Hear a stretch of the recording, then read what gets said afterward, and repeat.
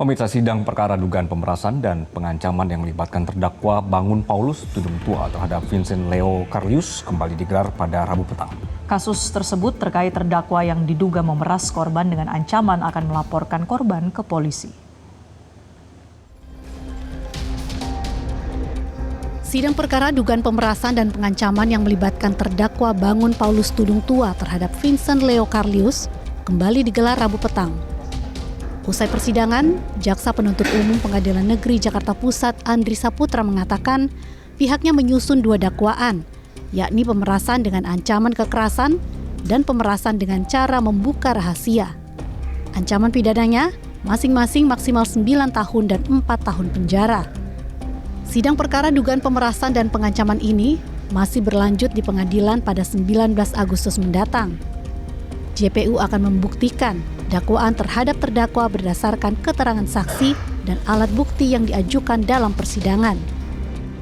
Sebelumnya, hubungan VL dengan terdakwa bermula dari pertemanan. Namun demikian terjadi konflik yang bermula ketika VL mengambil uang milik Bangun sebesar 19,25 juta rupiah melalui ATM pada 17 Februari 2026. Sehari kemudian, keduanya bertemu untuk membahas pengembalian uang tersebut. Dalam pertemuan, VL disebut mendapat intimidasi dan diminta uang hingga 500 juta rupiah yang kemudian turun dan disepakati menjadi 30 juta rupiah.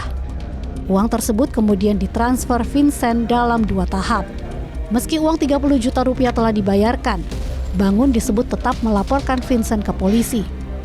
Terdakwa juga disebut kembali meminta tambahan 350 juta rupiah hingga Vincent akhirnya melaporkan Bangun atas dugaan pemerasan dan pengancaman.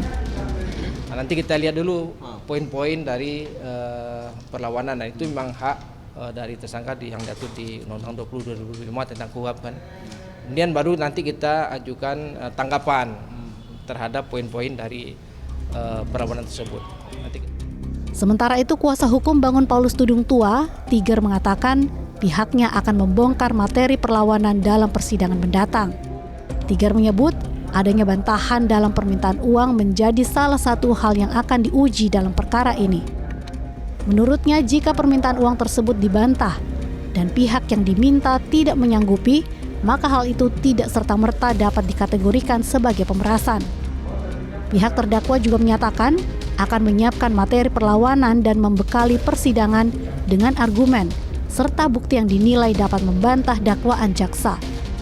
Begini, kalau pemerasan 1 miliar pun diminta, tetapi ada bantahan, itu bukan pemerasan. Ya, saya minta uang Anda 1 miliar, Anda mengatakan tidak sanggup, itu bukan pemerasan. Ya, jadi hati-hati membacanya itu. Ya, berarti Anda sanggup membantah dong. Sanggup membantah Anda.